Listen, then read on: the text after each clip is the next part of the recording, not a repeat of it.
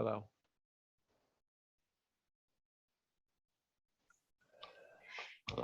Hello. Wow, that was fast. You ran, huh? Yeah, I gotta run in. You know, I love running hills. Nice. So why don't we stand for the pledge to start? Ariana, are we good to go? We are good to go.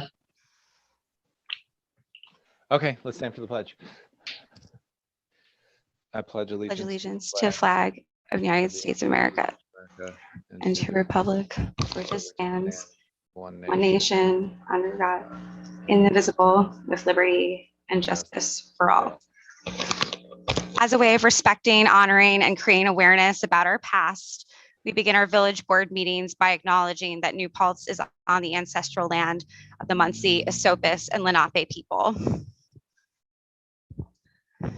Okay, a couple of items to add to this agenda under the consent agenda.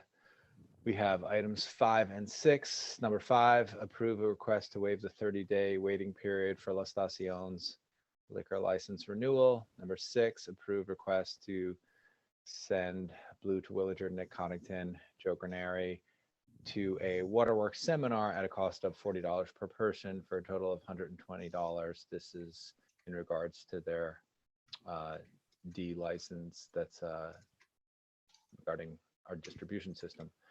And then on the business agenda, we have a final RFP and a proposal form for the Ann Oliver House. This is an updated, revised issue. We need to vote on that and discuss that. Item number 3. Number 4, the proposed good cause rental renewal law. We have updated language to consider. Item number 5, letter to the village regarding the fire inspection position. And that was it as far as additions or changes to the agenda. So I'd motion that we move the consent and business agendas as amended. Second. All in favor? Aye. Any opposed? Okay, just to get it done, I motion that we move the consent agenda. Someone want to second it? Second. All in favor? Aye. Aye. And then announcements. Is Bill here yet?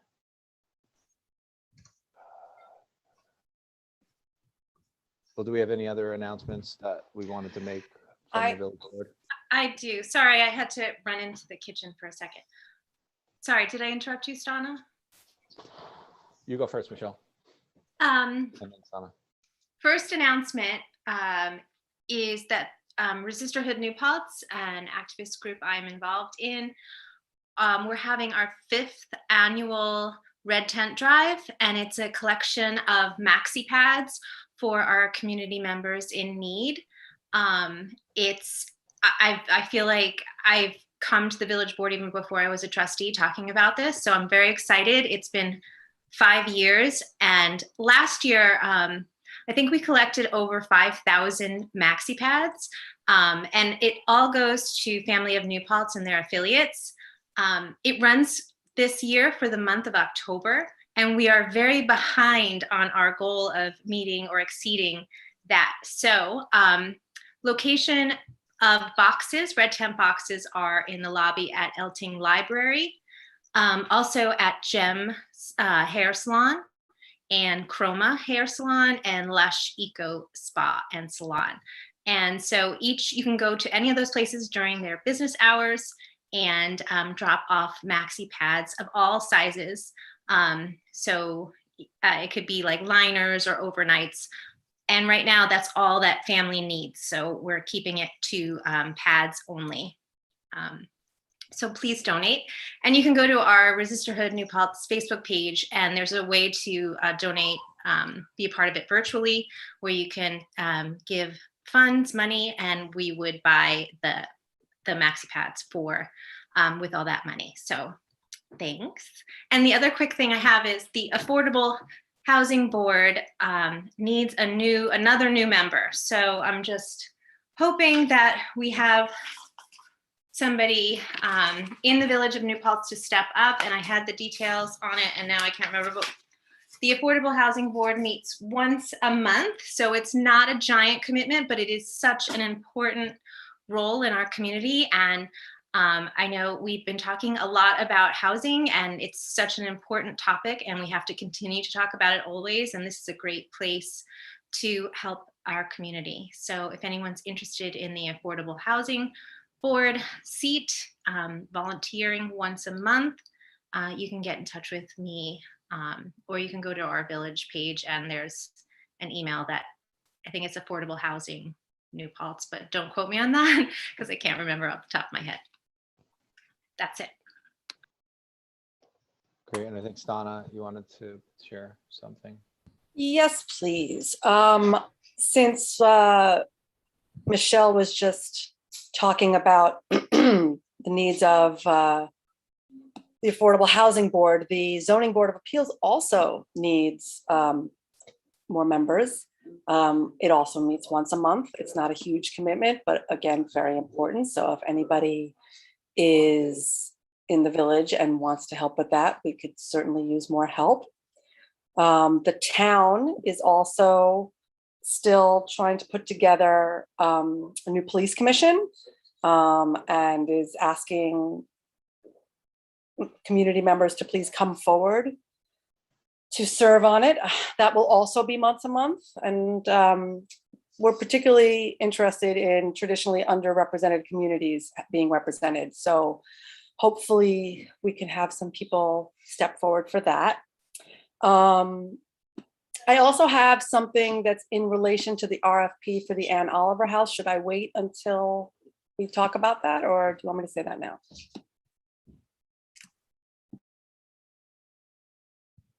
I think go ahead and do it, or it's on the agenda. So let's do it actually both. Do a quick version now. Well, it's quick regardless. So let me just get my note. Hold on one second. There is going to be a proposal that I am particularly excited about, that will be for an African-American Cultural Center, Museum, and Library. So Essie Lewis is going to be coming forth with the proposal, and she wanted me to just give everybody the heads up.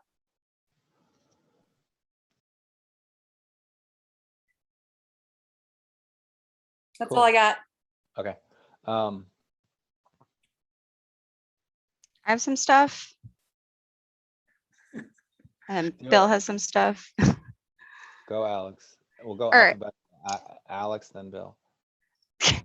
Okay, so this just opened up on Thursday. So it's the New York State Landlord Rental Assistance Program, or LRAP, because it's, you know, very creatively named. It has opened up its applications. So basically our state create another new program to provide rental assistance for landlords whose tenants have left the rental property, or who were unwilling or somehow unable to do the application for ERAP, which was the Emergency Rental Assistance Program. So LRAP basically kind of helps fill those different gaps, right? And so the program does cover up to 12 months of rental arrears payments for rents accrued on or after March 1st, 2020. Priority is going to small landlords. So for the first 45 days of the program. So this past Thursday onward, emphasis will be, or priority will be given to landlords with, I think it was like less than 20 units, but basically most New Paltz landlords fit their bill of that. After that, after the first 45 days, it will open up to all landlords. So now's the time to act, upstate landlords. And I'll make sure Ariana has, you know, the link on the OTDA website for where to apply. And since I mentioned it, the Emergency Rental Assistance Program from the state does remain open. You know, that's also available on the OTDA website. And, you know, just a reminder, the state's eviction moratorium was extended to January 2022. That includes commercial renters, but not all these assistance programs do. Turn it to you, Bill. Thanks, Alex. That was great. Great news. Just a couple of quick things. If anyone's driven by the firehouse lately, its work is really moving along. The trusses were put in just over last 2 days. It looks great. Windows were put in. It's painted black. It's not in celebration of Halloween. It's just a rubberized coating that's there to protect the ICFs from the material that needs to go on to attach the final facade. The other thing I wanted to mention, that looks like Halloween's in full force this year. 2021 looks good. I looked at the paper today. There was a great lineup of things happening in the village and the town. So take a look at that. We're in full force for Halloween 2021. And then thirdly, to pick up on what Stana said, if you have questions regarding the RFP for the Oliver House, please send your inquiries to assistant@villageofnewpaltz.org. And that deadline's fast approaching, so send in your proposals. If you have any questions, you can reach out to our assistant, Ari Bosco. So thanks very much. And I just realized I forgot when I asked for people to come forward for the police commission, that anybody who's interested should send an email to assistant@townofnewpaltz.org.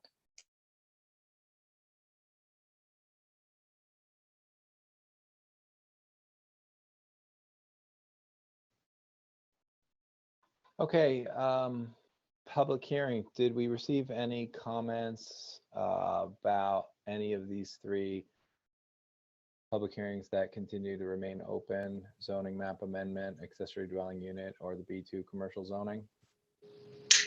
We have not received any written comments on them. Okay, so then what I would like to do is to add these to the next agenda with the anticipation of adopting these laws. So on October 27th. Second.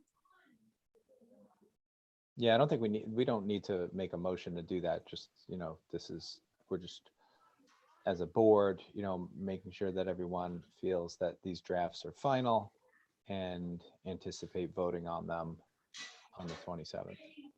So do we need to close the public hearings? We can close it. Let's keep them open in case anyone says, maybe someone will watch this and submit something. So the public hearings could still be closed on the 27th. Tim, I have a comment if that's allowed. Yeah, sure. Do it, Matt. Thanks. Should I turn on my camera here? Yeah, turn your camera on and just state your name. Matt Eiler. I was reading through the draft, and I get the whole thing, and I don't really have an issue with any of it. Am I just missing something? Which map are you? Which law? I'm sorry. The one about the changing the zoning for the B2. The B2. Okay, go ahead. Were you going to turn your camera on, Matt? I'm trying to. It's not letting me. Oh, there it goes. So I read through the whole law, and maybe I'm just missing something, but does it define exactly? So is this just changing all B2 zones? Because it doesn't really state that, I don't think, in the law. Like, what does it apply? Like, I get all the rules and everything, and so that what you're it's kind gonna of do, so any B2 property is going to have this law, and any B1 property is going to have this zoning. Does it say that in the law? No, I think that's in. Our attorney reviewed it because originally I had it spelled out differently, but maybe we just apply it to specific properties when it's adopted. But the short answer to your question is how it will work is everything that's currently B2, this will apply, and everything that's currently B1, this will apply, except for the few amendments that we're making in that zoning map amendment law. Right. So there's And then, so I guess the question, so that's good. I mean, it's obviously not mine to say, but I would say that maybe somewhere in the law, it should say that, that's what it applies to, because it's not clear now, or maybe there's another mechanism that you can contemplate for that. Yeah, it was spelled out previously and our attorney had us do it this way, but Okay. the complete list of each individual property will be included. Okay. And then the other question I had that's sort of related to that is, I know in other parts of the zoning code, there are times when, for example, when you're reading about the B3 or the gateway zone or whatever, it refers back to saying everything that's allowed within the B1 or the B2 plus other uses. But if we're kind of doing away, are we doing away with the, get rid of that kind of thing? Because so then you get what I'm asking? Absolutely. So all we will have then is the NBR and the gateway and the B2 as the commercial districts, and they don't refer to each other. You mean the B? Basically, the NBR and the B2 will be very similar, and the gateway will be similar. I mean, specific to that, it's a different way of structuring this. It's not, one of the reasons that we wanted to get rid of the B1 too is like it was like a layer that just seemed unnecessary. Okay, so for example, why are we treating certain properties on Main Street differently than other properties on Main Street? okay, so there'll be gateway, NBR, and B3, correct?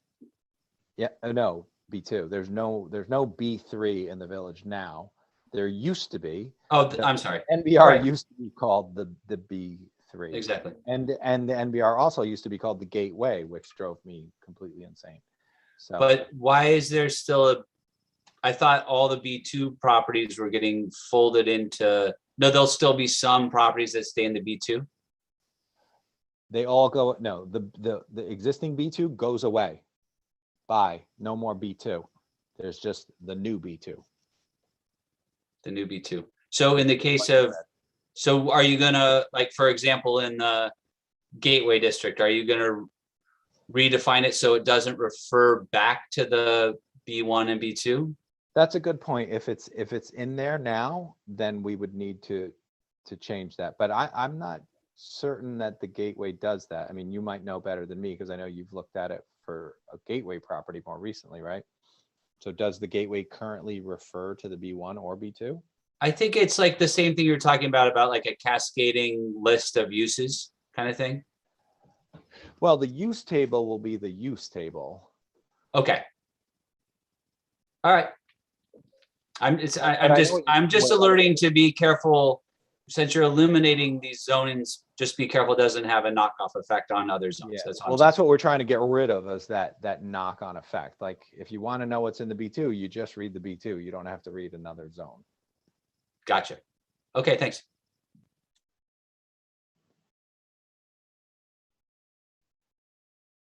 Okay, and then we had, anyone want to make a public comment on anything else at all?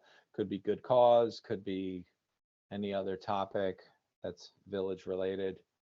See, we have one written public comment that has been submitted.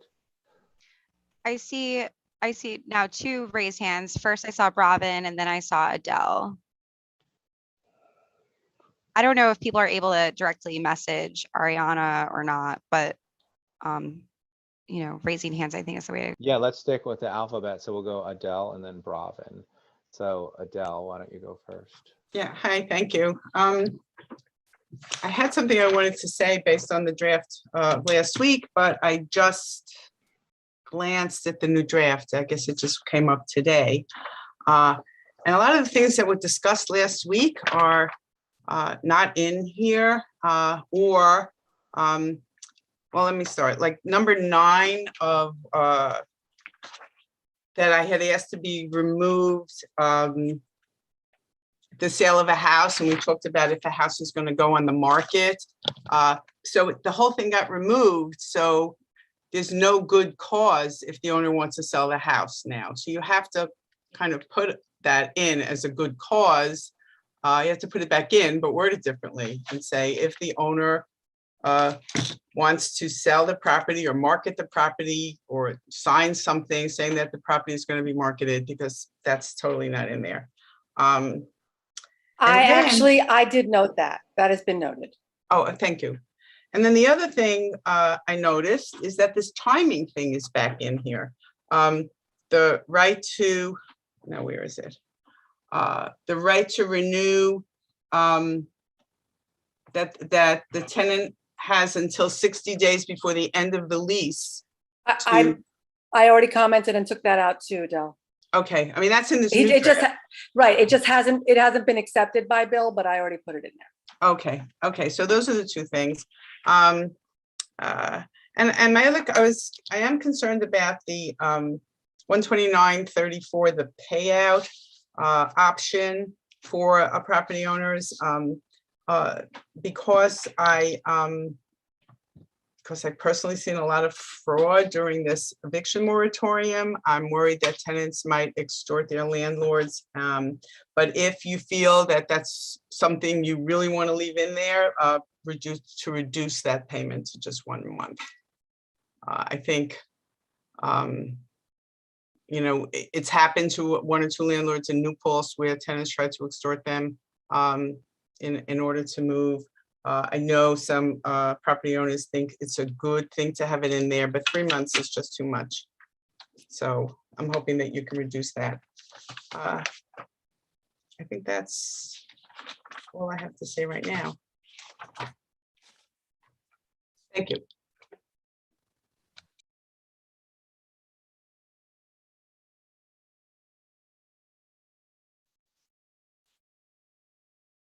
Sorry, Bravin.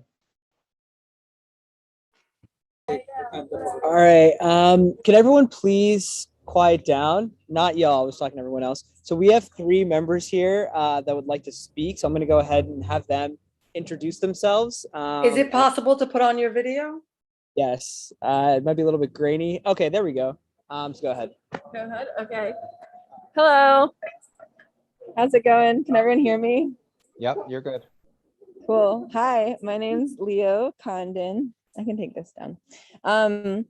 I am 28 years old. I live just on the outskirts of town in a house that my family owns. I grew up going to, I went to the Waldorf school in New Paltz, and my brothers went to the New Paltz school district for middle and high school. So we're super rooted here, and I've been floating around for the last couple of years. I've lived in the Hudson Valley for the entirety of my adult life, and currently in New Paltz. And yeah, I've been doing a lot of floating around, and I think, yeah, I'm just going to speak to what comes up for me when I think about this, what feels pertinent, because I think of a lot of the things that I have to say. You know, I am in support of good cause eviction, and I think it's something that already should have been in existence. Seems like a very basic form of protection. But what comes up for me when I think about this is just like, as a feelings person, as a person who comes at things from a sort of like emotional perspective and has been doing a lot of intentional work around that. I think that the housing is something that triggers a lot of fear for people on both sides, right? Like whether we're tenants and where there's like a fear of like, am I going to be able to stay in this place that I'm calling home right now, or do I need to move into a new place to call home, which is like such a real experience and just gets like older and older and more tiring the more that you do it. And I have lived through that, as well as seeing my friends live through that in the Hudson Valley. But also, if you're like a small scale landlord and that, you know, there's a fear of like, am I going to be able to make my income? Am I going to be able to have enough? And there's that like scarcity, that fear of like, am I going to have enough? And I think that a lot of what comes up for me in observing the way that this particular piece of legislation has been rolling out, there's so much fear around it, and there's so much pushback that seems so rooted in fear. And it's like, what we've been doing is not working, and fear comes from a place of uncertainty. It comes from a place of, we don't know how this is going to go, but like things are going to change whether you like it or not. And we can like take a step into that and have some trust and listen to what people are saying who are really actually stakeholders in this, and like actually see how it rolls out. I think that it's really worth, you know, contemplating like, where is this coming from? Where is this pushback coming from? If there are so many people, and really being able to listen to each other, because we're all like people here with hearts and coming from a place of like trying to do what's best for us and ourselves. So that's another thing that I've observed in these kinds of like when I show up for meetings like this, it's like so hard to listen to each other, but like we're all here because we like believe in the things that we have to say. So those are the things that come up for me. Thank you. Thank you, Leo. Thank you. Just a reminder to those speaking, we have a 3-minute limit. So if you could abide by that, that'd be terrific. Thank you. Okay, we have another speaker. Hi. I hope y'all don't mind me reading off my phone here. My name is Dana Cooper, and I am a renter and business owner here in the village. I'm here to speak in support of good cause eviction, which would provide renters with protections that are needed now more than ever. If you were here a couple meetings ago, you might have heard me share a story about being priced out of an apartment in Brooklyn when my landlord decided to capitalize on the growing desirability of our neighborhood and raise my rent nearly 30%. I shared that story because that was the first time I realized what little stability renting offers and how those who own property will always have the upper hand. I was reminded of that again just a couple weeks ago when I found out that the building in the village here that my retail space is in was listed for sale. And I was forced to think about potentially losing the space that I've put so much time, energy, and money into. The news came as an unpleasant reminder of something that I've known since my terrible Brooklyn experience over a decade ago. As renters, we have very little control when it comes to the things that greatly impact our lives. Because of that, anything we can do to increase tenants' ability to retain their housing is crucial.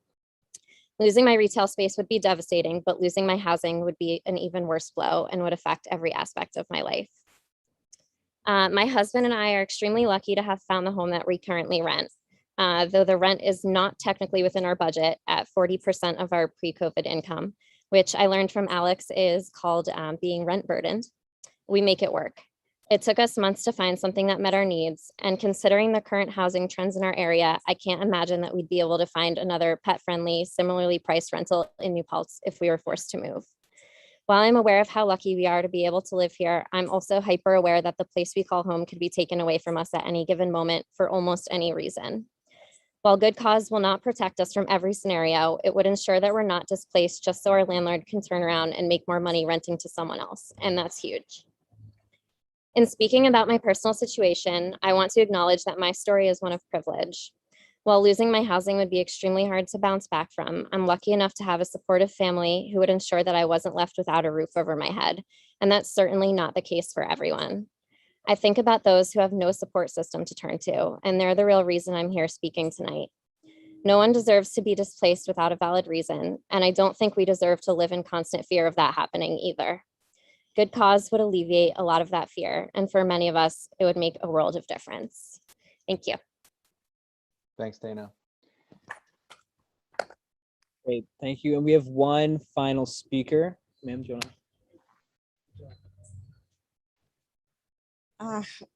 Hi, my name is Rosario Lara, and I have been living in New Paltz since 2011 when I arrived with my 2 kids. I raised them here. They are attending, the public schools here in New Paltz, and I consider myself a member of that community. And right now I'm a renter. So I'm renting in an apartment complex. And since last year, our rent has increased. Like last year, it was almost $200 more that we have to pay every month. And right now it raised in the middle of the pandemic, $300. So and so many renters in the apartment complex where we live, we are risking not being able to complete the rent, and we will have to leave our apartments. And we are talking about children, elders, whole families. And other thing that is happening is that over the summer this year, out of the blue, we received a letter from the landlord saying that they will not take any more our checks or our cash. So we should provide them, and we have no other option to provide them our bank account and our a bank account and the router number for them to take directly the money from our bank, our account, from our accounts. And so besides risking, so it seems that they have power over our lives, because we work very hard to complete the rent. So they have power over our feelings, our fears. And not only that, right now they have power over our own money. And we couldn't do anything because we didn't provide them that info. So then we were risking to be kicked out of the apartments because there is no other way to pay them.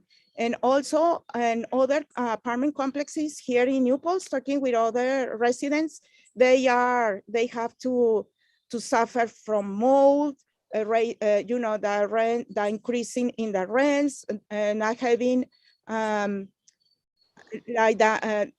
Like it seems that we are not allowed to have a life with dignity, only the rich people. So I came here to support the movement. And right now I'm working with the people from the Party of Socialism and Liberation to see what we can do together, not only people in my complex apartment, but in other apartments. Thank you. Thank you, Rosario. Anyone else from outside? Robin? That's it. Well, thank you all so much for listening. Thank you. Okay, Matt and Liz, you have a hand up. You guys want to make a comment? Hi there. My name is Matt Elkin.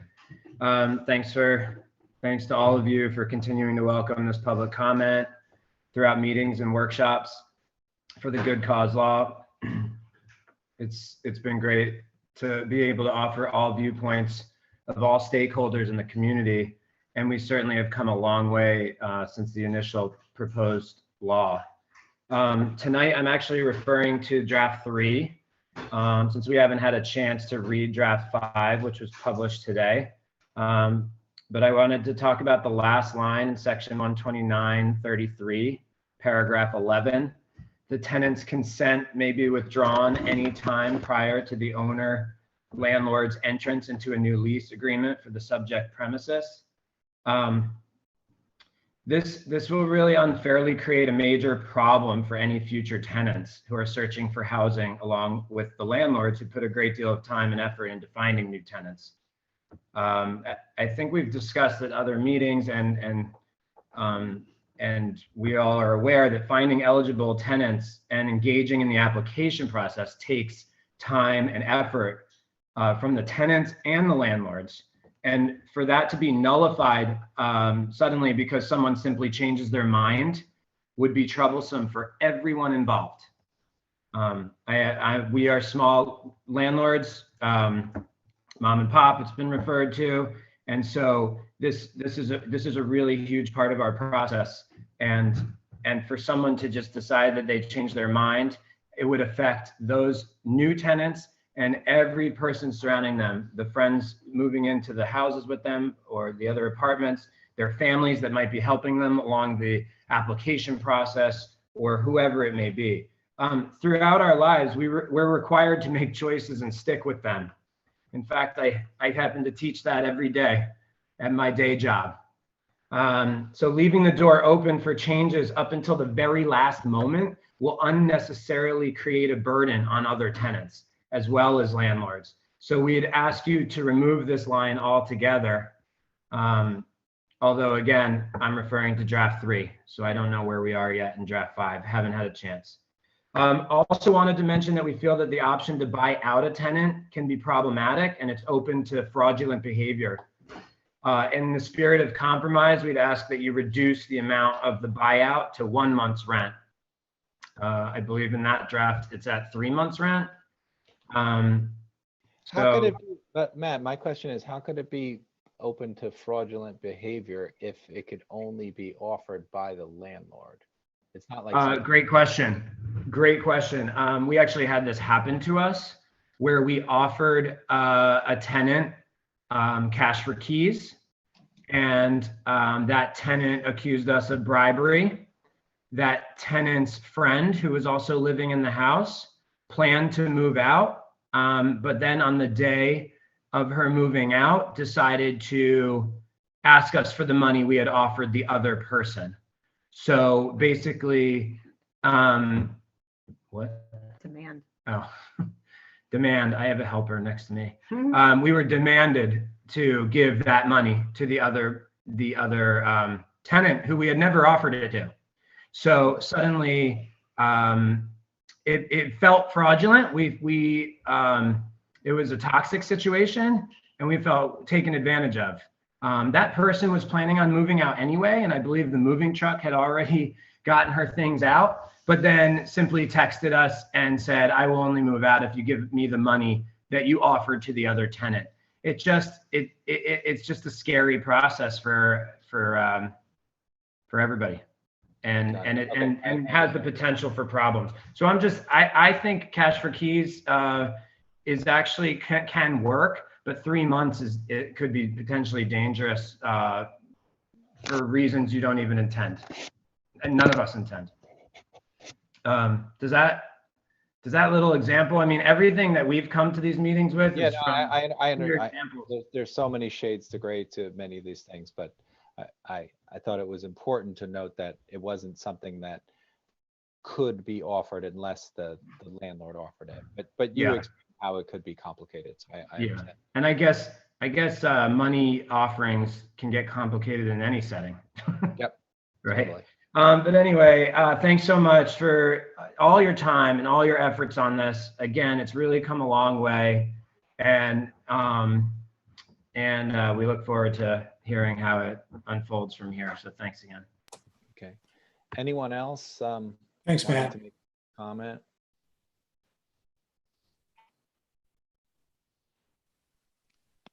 Daniel Scherer would like to speak. Okay, go ahead, Daniel.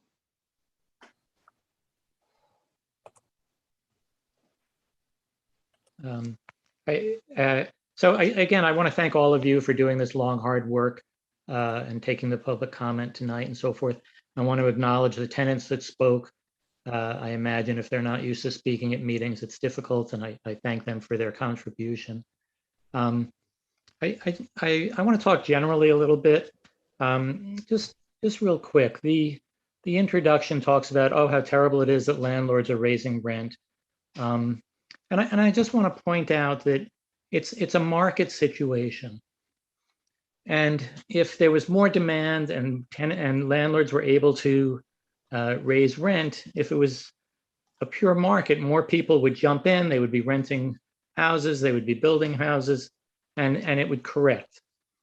And one reason that it's not correcting is that there are so many laws in New Paltz that limit housing that's desperately needed.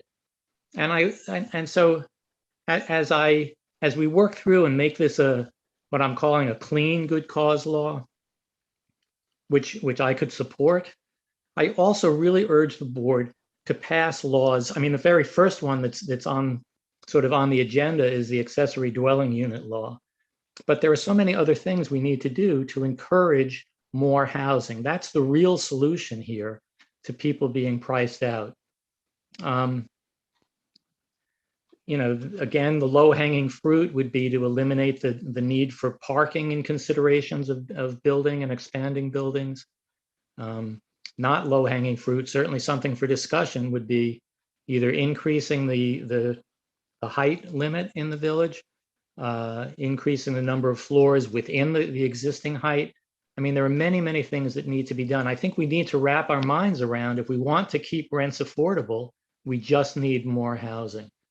And I'm going to stop there. Thank you all very much. Thanks, Daniel. Anyone else? You can make a comment on any topic. It doesn't have to be good cause. This is the general public comment section.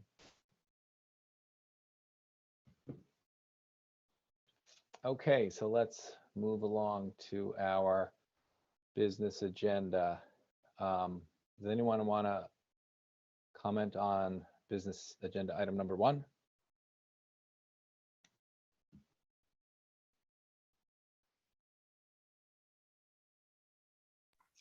climate equity and justice related items and updates. So, you know, there's a lot of different items on here that I think demonstrate like the intersection of, you know, of justice issues that we work on, you know, from the RFP proposal for the Ann Oliver House, which everyone will hear a bit more about, to, you know, the different reasons why, you know, we work on, you know, legislation, you know, such as the good cause rental renewal law. Got it. Okay, and yeah, we always can circle back if one of the topics relates to item number one, and we could say, see, that was in reference to number one as well. All right, I motion that we move the purchase of radios for the new Tahoe for $5,871.83, as well as a fit for the new Tahoe for service in the amount of $20,000. Second. $20,730. Second that. All in favor? Aye. Aye. Aye. I motion that we move the final RFP with some inspection details that our building department official Corey Worthman put together for the Ann Oliver House. So we had a draft of this RFP previously, and we've shared it publicly, but we just want to make it super clear that this is the RFP approved by the village board. So that is my motion. Does someone want to second it? Second. Any discussion, or Bill, do you want to add anything about? Yeah, I do. Sorry. I just want to add the dates. Maybe Ari can jump in as well for submissions. One electronic copy must be sent to the village by 2 p.m. on October 29th. So that's coming up soon. So if you could do that, that'd be terrific. If you go to our website, you'll find the parameters and requirements for filling out that RFP. And but the deadline's coming up. Just oh gosh, a few days away. No, it's about 2 weeks. Yeah, that's right. A few days away. So terrific. Thank you.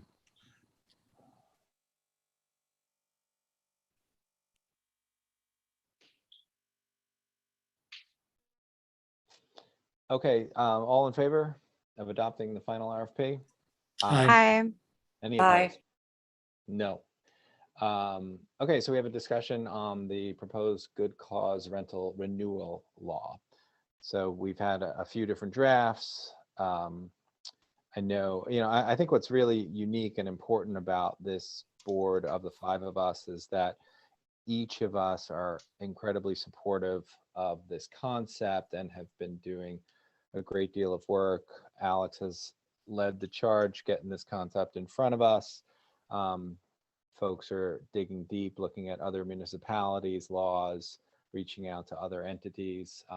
You know, I think the law that we eventually adopt will be a very solid version. You know, this is not an easy lift. You know, the attorneys at NICOM have said that they have shared the city of Albany's draft with the Attorney General's office because they wanted to get the state Attorney General's office opinion on the legality of the law.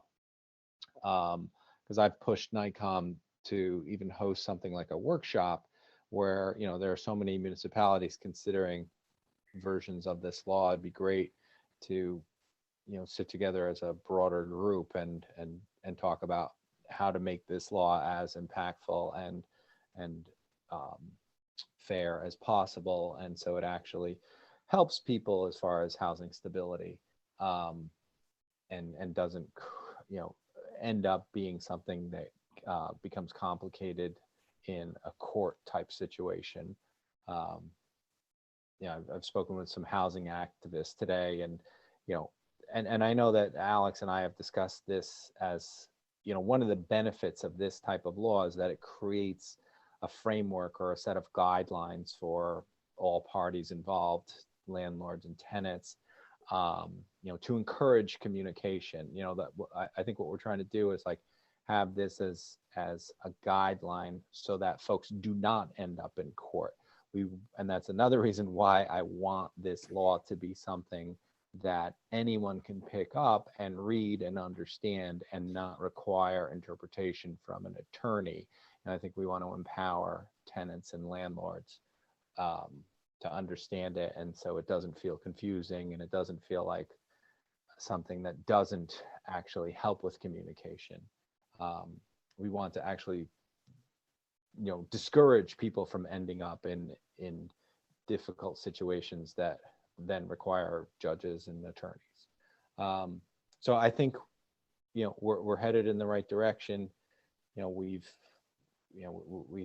wrestled with a lot of language, even the language that Adele highlighted at our last workshop. Stan is making sure that it's in whatever draft we came up with, because that was an addition that was separate from anyone else's law. And I think it makes a great deal of sense to make sure that that language is included. So, those kind of unique contributions, plus making sure that it feels airtight from a legal perspective, are hugely important. And that's what we're trying to do, because we as a village do not have a budget to go wrestle with some landlords who wants to challenge the legality of our law. So that's where we're at, is we're trying to take a best of all the ideas to make sure that this law works. So Tim, I think we've made great progress over the last few weeks. And I read the attorney from NICOM's email, and what was he suggesting? Was he suggesting that we wait to see what the Attorney General's office opines on this law? I don't know if he was pushing us to like sit on our hands and wait, but I think he was just saying one may consider waiting for an opinion from the Attorney General's office. Yeah, my conversations with our attorney, who is, I don't know if he's had a chance to look at the last couple of drafts or not, but he's concerned about the defensibility in court for whatever we've written. Do you think that still stands with, he still has that opinion after looking at the last couple? I think we have to be careful about the, Will provided us with that memo back in July. And I think much of what he was commenting on, and I mentioned this in our workshop meeting last time, is we were trying to do stuff in addition to good cause rental renewal. We were also trying to address the our rental registration law, which I think is a noble cause that we should absolutely be doing. But I think, and Alex was the first one to suggest that we do those separately, whereas initially we were trying to do that all under one roof. So I think it's just important that we look at Will's comments from July. I think a lot of the legality issues that he was raising were more specific to the rental registration. Because this, the language regarding good cause exists in New Jersey, it exists in California. So, there should be case law from other states that we could reference. And, my biggest thing is I just want language that feels very accessible and doesn't feel like it complicates or makes people feel like they have to read something multiple times before they understand it. I actually spoke to our attorney last week. And I mean, I don't want to put words and speak for him, but what I got out of that conversation is they're still concerned about the legality. If we were to, if this was to be challenged in court, or when and if a landlord goes to court with a tenant and it's just not, the court's not going to rule in favor of it. So my concern is that we want to help tenants, but based on my conversation with our attorney, that this actually isn't going to serve the purpose that we want to achieve.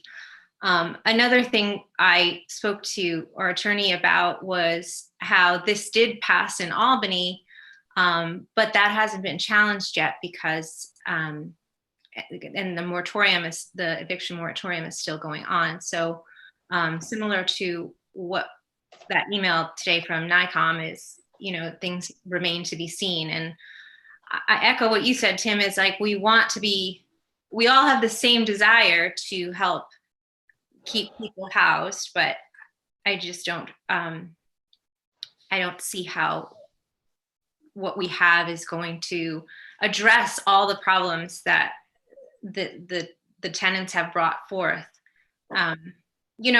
Somebody spoke earlier, I'm sorry, the name is escaping me, about how this is an emotional issue, and it really, really is. And,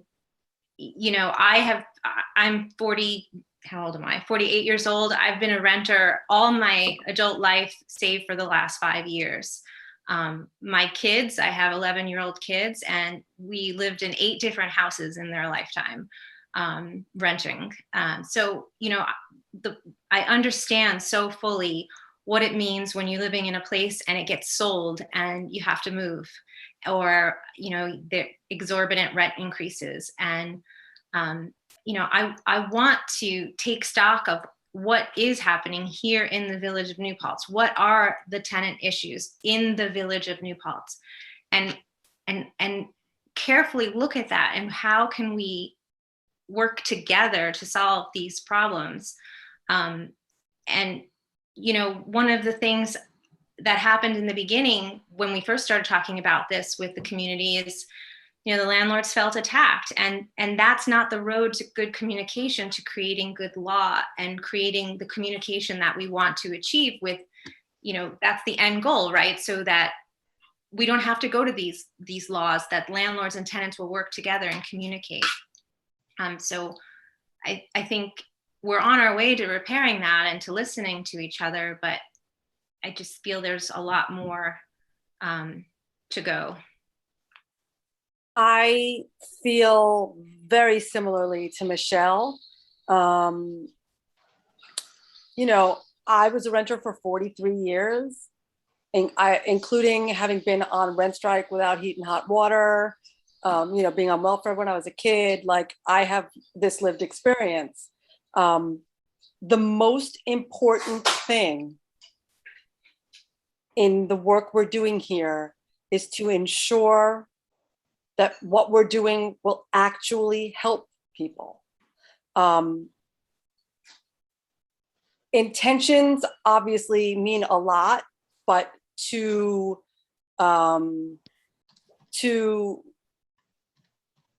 not be, explicitly careful in how we do this, and to do everything that we can to ensure that our goals are actually met, to make sure that landlords and tenants are helped by this, to ensure that we have housing stability for people. That is paramount. And I also will say again that clear language, accessibility, also hugely important. How can tenants or landlords use this to their advantage if they can't understand it? So as much as possible, it has to be very clear and plain language. But again, if what we're doing isn't going to achieve the goal, then I'm not doing it. I'm not doing it. And I am not comfortable going forward without us having a conversation with our attorney together. Not comfortable at all. Yeah, I think I'll leave it at that for now. So I just have something to add.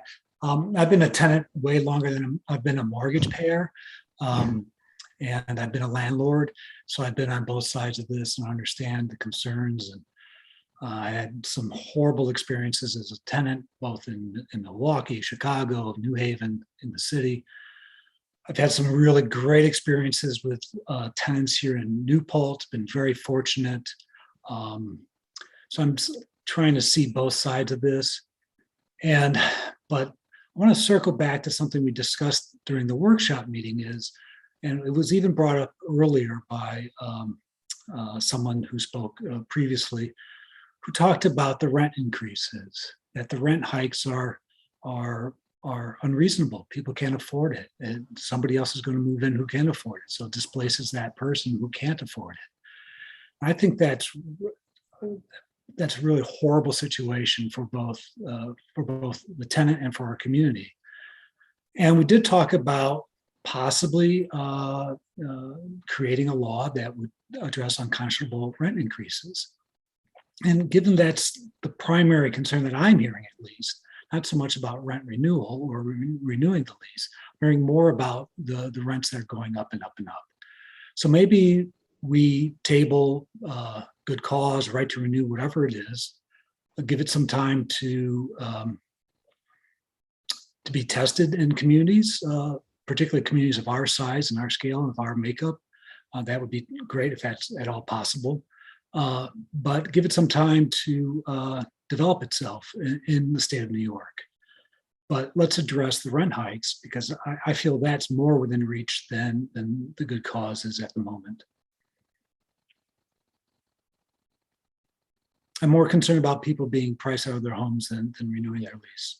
And that's exactly why I really wanted to pull out the unconscionable piece. And that's why I feel like the Attorney General's office or NICOM or Will or any of them are nervous about the City of Albany's law, which was included in our first draft. I mean, to me, like, you can just look at where their law says the court may consider, among other factors, the rate or increase relative to the tenant's ability to afford said increase. So if someone loses their job, that's like a third party effect that really, you know, to me, that's almost like someone could potentially be granted squatters' rights. And that to me is separate from good cause renewal, renewal of leases, and it's separate from putting boundaries on what should be considered conscionable. And you know, and the Albany law, you know, it uses the 5% figure, and it doesn't even connect it the way that Alex did, which I think makes more sense, where we're, you know, connecting it to the 5% that's used for you know, that if you're raising someone's rent above 5%, you have to do the notification thing. Like, there's no parameters that talk about what's unconscionable, except it has this hard number of 5%. I mean, 5% might be totally appropriate in some situations if taxes went up a certain amount, if, you know, there were certain capital projects done to the property. So, you know, any other version of rent control or rent stabilization, or even the draft law that we came up with, we're trying to be mindful of a few different things that might need to be considered if you're trying to figure out whether a rent increase is appropriate or not.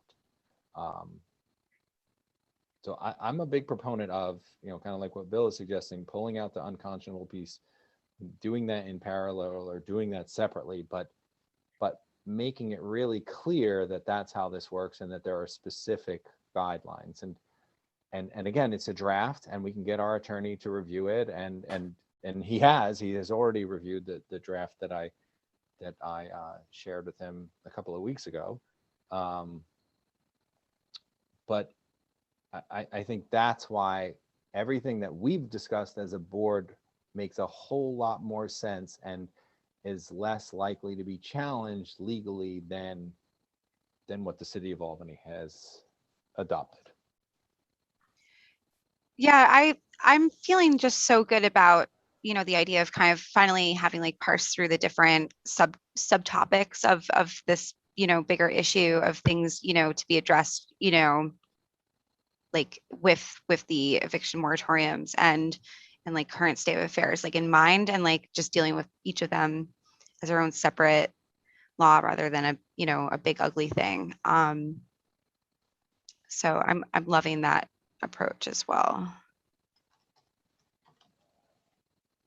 So what exactly is that approach? Is that we're putting good cause aside for now and looking at the increase proposal with our attorney? I didn't see that as what Tim was saying. When I just tried to echo, saying like parsing out each of those subtopics. I don't see why we can't kind of work on them all at once. I got that. It felt to me like Bill certainly said we should set it aside for now and do that. Please correct me if I'm wrong, Bill. Maybe I misinterpreted. And it did feel like Tim somewhat like would be willing to do that. Yeah, I think that's proper interpretation of what I tried to say. Yeah, I think the rent hikes are what we need to address. I mean, this is what's putting people out of their homes. I mean, we hear it time and time again. We've only heard a few people in prepared statements talk about rent renewal, but I'm hearing people talk about, hey, I can't live here anymore. And that sucks. I mean, it's unconscionable that we can't do something. We have it in our power to do it. So yeah, let's address that. Is folks want us to do something. They want us to address this challenge about affordability and now all this interest in the Mid-Hudson Valley.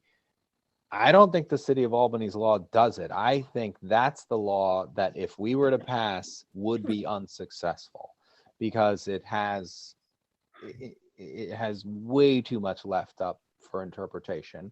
Whereas what we tried to come up with those 5 points and I'm fine. Like, Matt Eiler at our last meeting said, let's workshop this. Let's get input from landlords. I've spoken with other landlords who don't like it. And, when we talk about ideas like, well, the reason we're doing this is because we need to level the playing field between the haves and the have-nots. Like that's a big part of this. And there's enormous value for the haves and the have-nots to have housing stability in our community. It's not just about, all of us benefit when, let's say you're a privileged person and your kid's best friend is going to school with that kid, and then that kid's parents lose their housing and then they have to leave. Like it's disturbing for your kid to lose their best friend. Like there are numerous reasons why communities benefit from housing stability.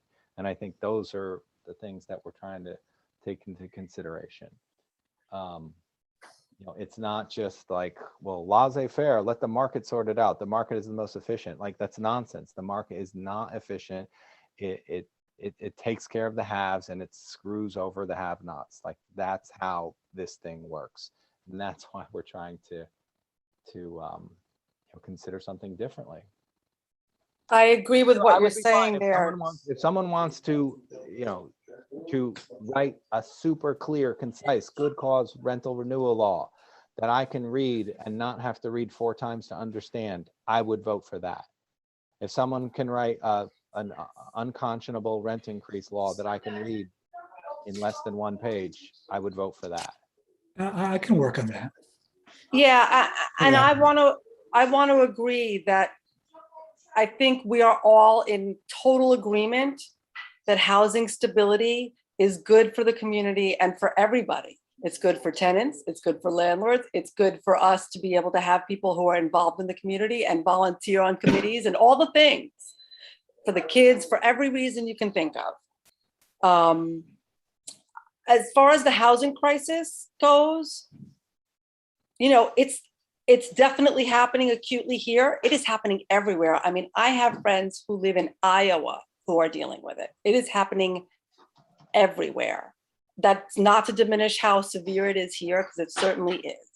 The number one thing that that will help us here is to do everything within our power to create affordable housing. That I think is the number one. And we've been doing it for months. We have the zoning change. We have affordable housing law. We have a short-term rental law. We have accessory dwelling unit law. I do not disagree with that, Tim. Stop saying that we need to do more for supply. Okay. What we need to do is to get those laws across the finish line. I agree with that. I don't disagree. I didn't get to finish. So I completely agree with you. So that's something that I was hoping we could shift the focus a little bit to show that those are the things that are going to have a real impact. on creating affordable housing, that will really help with the market so much. There's a shortage in housing. That doesn't mean that we shouldn't also be doing all we can to make things to level the playing field, because that also has to happen. Both have to happen. So yeah, I think that we're definitely on the same page. I do like the idea of talking about rental prices, because that seems to be, as everybody else seems to have said, the number one thing that we're hearing. That's what we're hearing. But I'd like to also discuss that with our attorney. I'm glad that what you've put in front of him, Tim, that he didn't seem to have any qualms about. That's great. And so if that is the case, I'd like to shift the focus there as well. So one other thing, when we talk about stability, I think we also have to think about, or keep an ear or an eye, mind, be mindful of, to avoid stagnation in a community. I don't want us to create a gated community by having just a group of people who moved in, they get their rent, it's controlled over a period of time, and nobody else can move in unless that group of people leaves. So, and I think that affects diversity in a community. So I don't know what the answer is. I'm not a sociologist. This is why this is also new to us. We're examining this. This is why I would like to see it possibly, be accepted in other communities like ours, to sort of reflect on it and see how it does progress through a community. Because right now, it's turning into that already. You're seeing it already. Agreed. Yeah, Bill, that's like such a legit point. Seriously, there's so many reasons why we all chose New Paltz to be our home, and there being like this revolving door of, different awesome people that, bring so much to, every aspect of life, it is a big one. I like to sit on my porch watching everyone walk up and down from campus to the bars for sure. And I think that's why I personally chose to live in a, university host community, because that offers that constant, don't worry, it will always change up. There will always be a different person curating open mic night at Snugs. There will always be a different person, working on different, food security issues in a different approach and so on, I think just the nature of our community has kind of solved that issue. Luckily. Yeah, I'm sorry if I sounded defensive about people saying what we need to do more of is housing supply and affordability, because we've been walking that talk for so long, and it's like, let's do that. Let's do the things that are in the affordability paper that the county came out with. Like, we had already been doing those things. Like, we don't need to invent wheels. Like, and I feel like I keep saying the same thing over and over, and then people saying like, well, what you really should do is affordable housing and adding housing stock. And I'm like, I don't know how much more we can do than what we're already doing. Honestly, I really don't.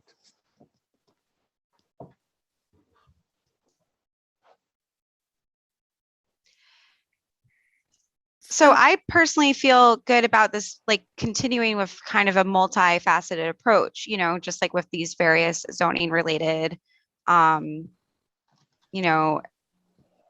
that have been in public hearing also for quite some time, that address different aspects of, the bigger picture of housing.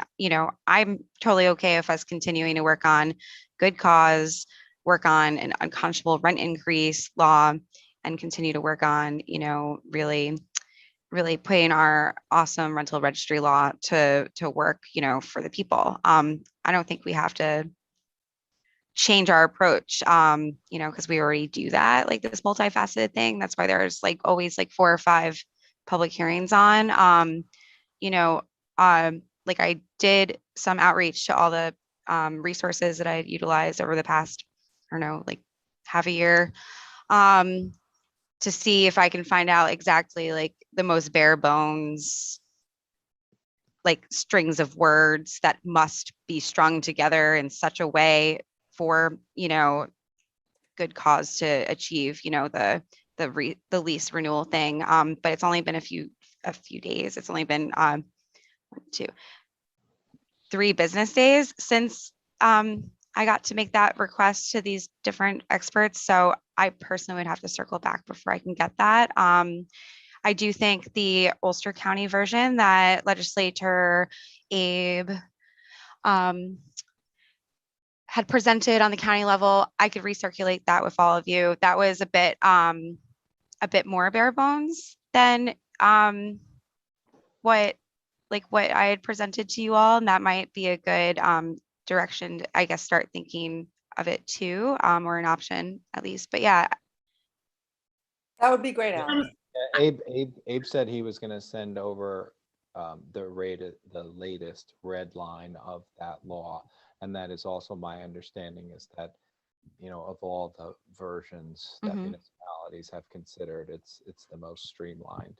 And maybe using that, and Bill's idea of using the Berkeley law, which I would agree, the Berkeley law has some more pedestrian accessible language in it than some of these others, might be helpful.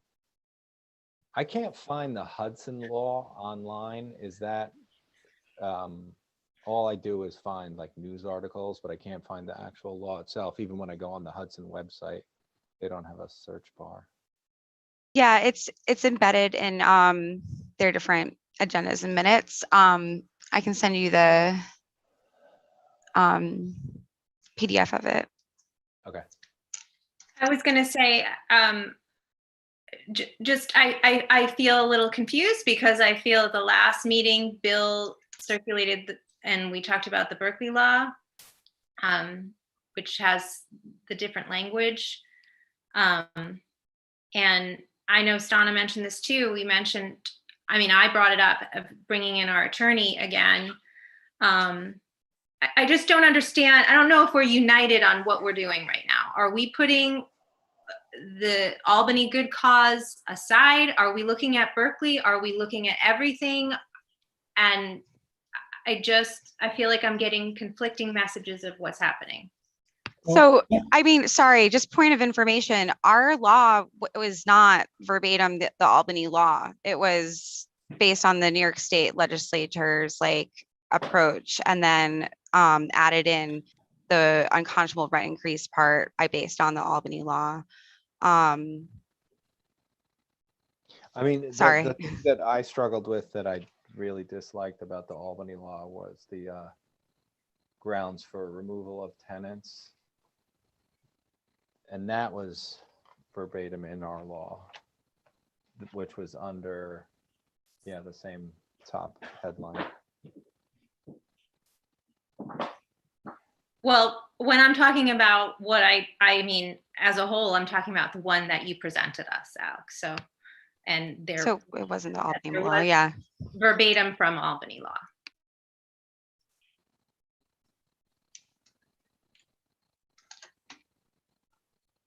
Bill, you were going to say something, and I think I prefer to work on something focused, like one law at a time.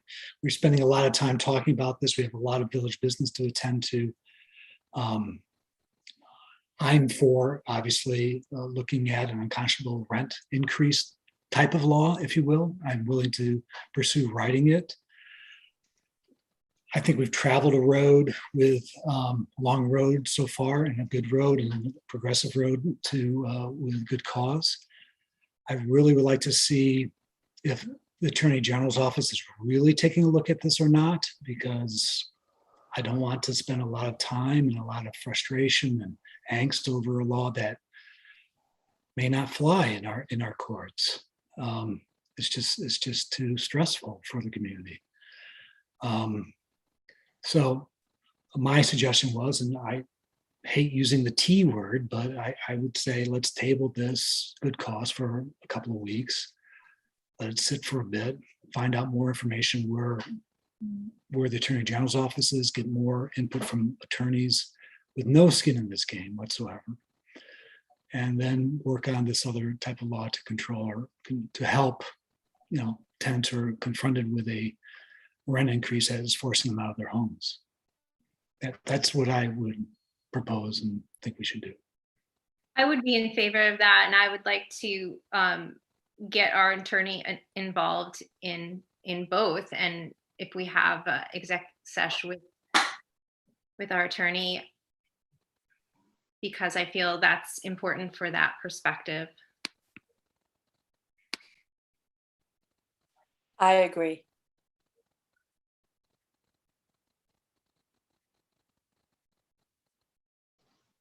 So then how do you want to do that? So I think it was less important about deciding on what our next steps are, but if just someone wants to make a next step happen and just say, this is what I've contributed. Bill, I was fine with, you and Stana had spent time, and maybe others have too, looking at that Berkeley law. You guys were editing it today. I mean, I would be fine continuing down that path and, adding a few of the things we feel strongly about back into that draft.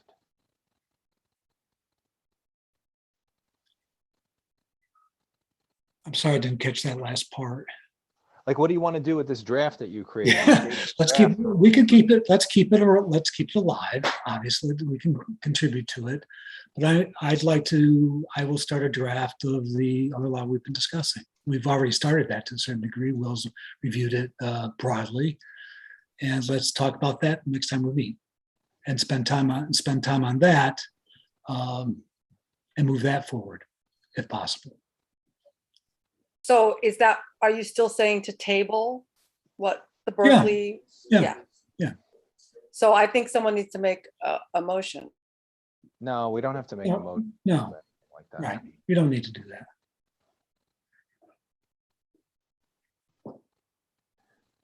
I just want to address the most immediate need. We're in a crisis. We've lived through basically a disaster that's hit our country and the world. You go for the spots where you go for the hot spots, and the hot spot is rent increases.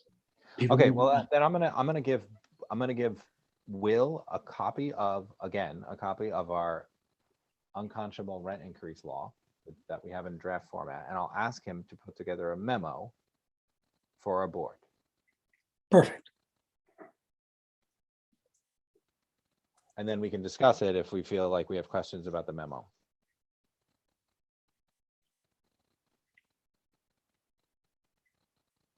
So how different is that law compared to like Portland, Oregon's?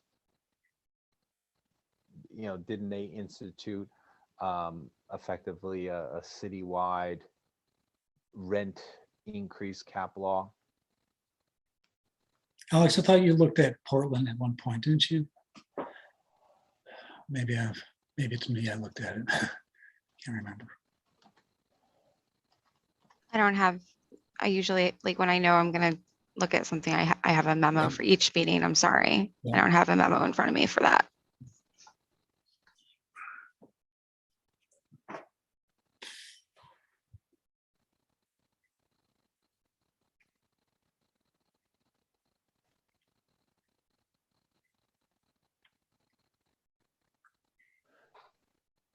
Yeah, they have So the Google, with Google, I came up with, hold on, where'd it go? The rent control ordinance requires landlords to provide 75 days notice for any rent increase, which would prevent any rent increase granted by the board from taking effect until the end of the year. If that was split evenly among the 4 units, rent would blah, blah, blah, blah, blah.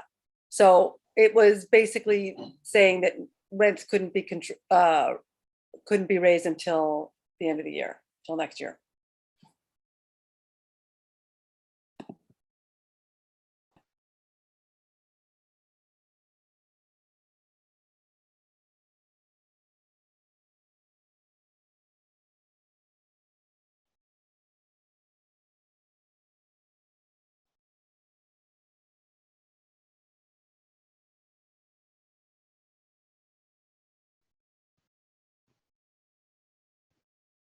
Yeah, this is the rent control law in Oregon. The act has two parts: a rent increase cap. This is adopted by the governor in 2019. Yeah, I'm And- sorry, mine is Portland, Maine. Yeah.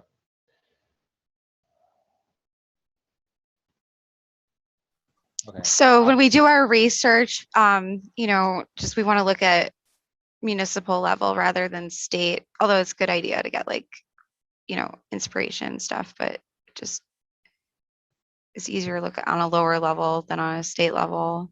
We were saying cities, Portland. Yeah. Okay, good. Tim just said something about Oregon. Sorry. Yeah, I mean, I thought it was specific to the city, but I mean, just what I'm finding quickly, it seems like there's countywide.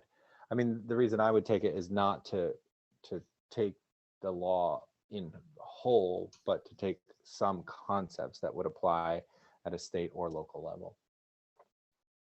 I do remember reading Portland's law and thinking that Berkeley's law was much more lean and mean and direct. That's all I can take away from that from that reading of it over a month ago. Yeah, I don't want to That's take helpful. I don't want to take anyone's law. I just want to take nuggets from. Sure. Yeah. I really don't enjoy reading what lawyers came up with, just so they can make sure that they're protecting their jobs.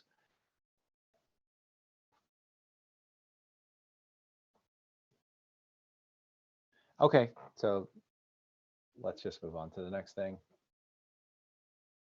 So I will have a memo and a draft from Will.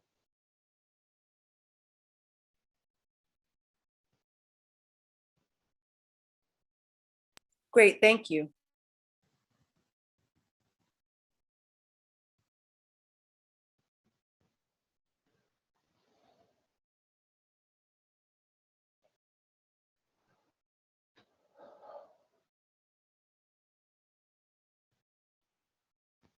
Okay, the next item is we had previously posted a position for a part-time fire inspector and interviewed some individuals. Unfortunately, Aaron, who we hired, is moving, so Corey is suggesting that we go ahead and hire Alex Salantri for the position. Did I say his name right, Bill? No, Salonitri. Salonitri, at an hourly rate of $18 for up to 20 hours per week, starting Monday, the 18th. So that's my motion to go ahead and hire Alex. Second. All in favor? Aye. Aye. Opposed? Okay, motion to close out the fire truck project. The resolution. Second. All in favor? Aye. Aye. Could we circle back? Sorry for the public comments that were submitted because we usually read them out loud. Yep, let's just finish with these business items and then Okay. we'll conclude with that. Motion to move bills and claims. Second. All in favor? Aye. Any planning board update from the liaison? Yeah, I was able to attend. There were quite a number of things discussed. The most discussed item on was McGillicuddy's proposal to open up a cafe towards the rear. There were concerns about noise, space, traffic. So that was about it. And then Augusta's looking for more room for her business as well. Did ZBA meet? Yes, the ZBA met last night. They granted variances for 85 Chestnut and 107 Main. And there's a new, What were the variances for those? Do you remember? 85 Chestnut was a 4 foot 7 inch height variance. Okay, so that's Roddy's 3-story. Yes. And Yes. building. Yep. Okay. Mm-hmm. And 107 Main is the property that was it Murphy's? I think. I have to look, I'd have to look to remember Oh, exactly so what it that was. was formerly Murphy's that will become a Piano restaurant. bar and Piano bar. restaurant, So yeah. What kind of variance did they need? I gotta look at it. I'm sorry, I don't remember exactly. It had to do with like slight things in the front of meeting different things because they're gonna put up a pergola and and you know how things were like changing the frontage a little bit. It's nothing major. That's off the top of my head. Hold on one second. I'm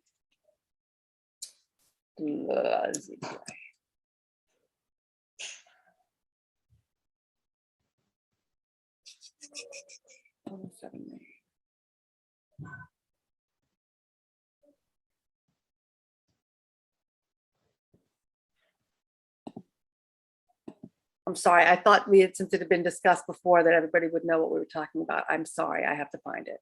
Oh, no sweat.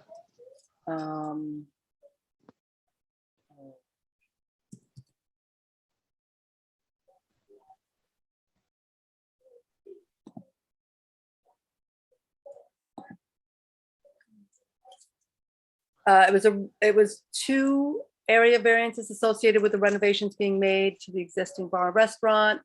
Where is it? Where's the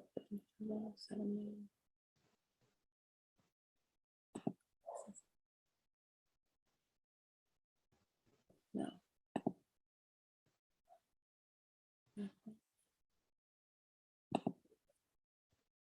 The business is going to be the Lemon Squeeze and oh bugger, why didn't it open?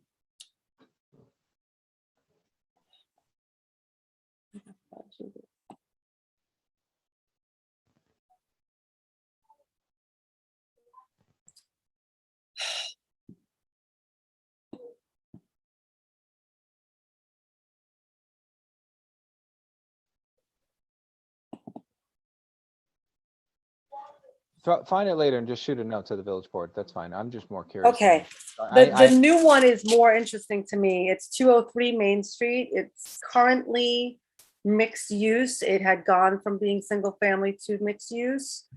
It was. That's in between Mannheim and Harrington.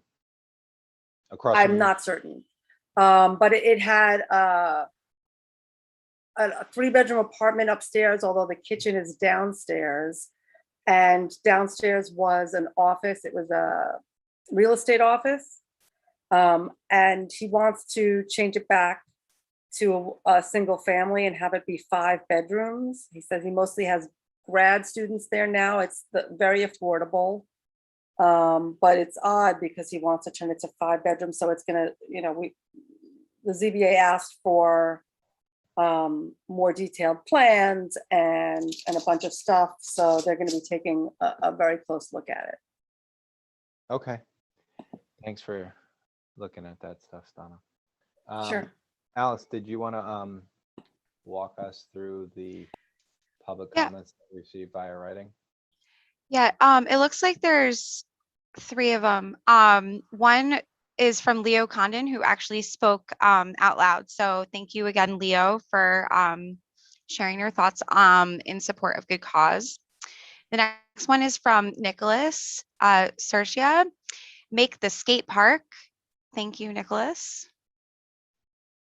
And then this next one is from Mark Gavigan, who I want to give a shout out to. I didn't get a chance to read your email that you just sent, but I think it's about, it's a different email, helping one of the earlier public commenters about their electronic payments. And actually, I was hoping to circle back with them about that. But anyway, Mark's comment is about good cause.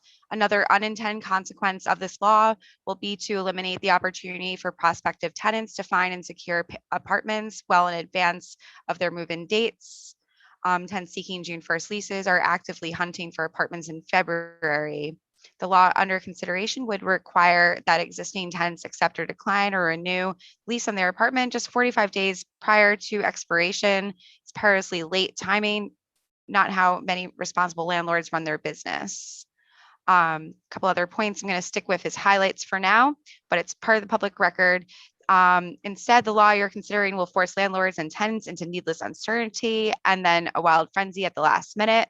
Please change the proposed law to require tenants to definitively respond in writing about whether or not they will renew their leases no later than 120 days before lease expiration. And of course, require landlords to provide written notice no later than 150 days before lease expiration. And thank you for your time. Thank you for your comment, Mark. Okay, I found. Okay, cool. Sorry. And I started rambling just because he just emailed me. But an earlier comment was made by somebody. You're not allowed to be forced to pay rent electronically. Your landlord, no matter what, in New York State must accept, traditional forms of payment, such as cash, check, money order.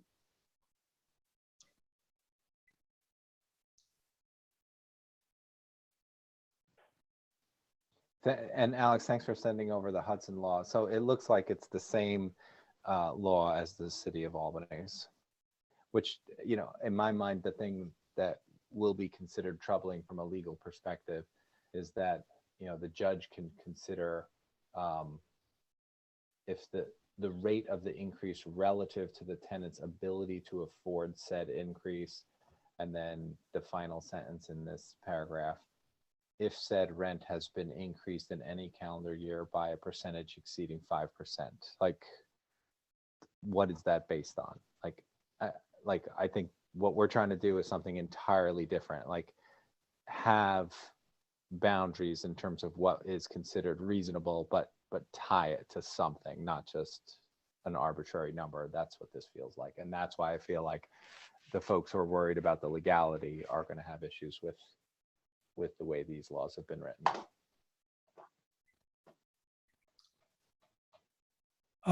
I have 2 letters. Actually, I got 3 or 4. Are we reading these now? Comments? You got new letters?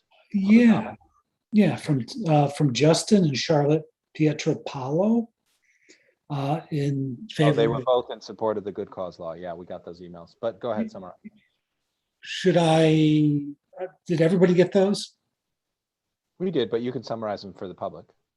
Essentially, our community is experiencing a housing crisis, rapid gentrification, predatory landlords, exploiting tenants, working families constantly living with the fear of losing their homes. So both Justin and Charlotte are urging us to pass good cause eviction as soon as possible.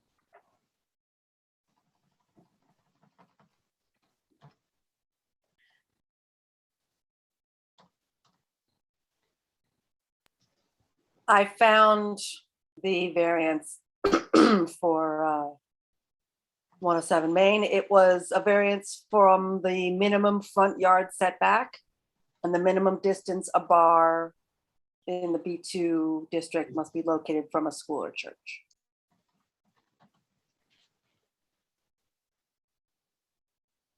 Okay, thanks. That was all we had on this agenda, right?